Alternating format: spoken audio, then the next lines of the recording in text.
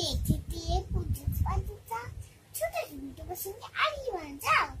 কাঠ বিয়ালেই বাড়ি মুরগি মাছে নাকি দেখবি তারে রান্না দেবি ডাকবো দেবি ঠিক পেয়ার দেবি আচ্ছা তবে বল তো নাকটি বোঝা খুলপুচকে হাবুসুপাস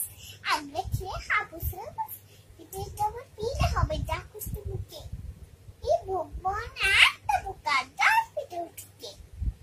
ইস কত বড় ওইস্ট মাখা আমি খুব পেয়ার খাই একদিন মাইটা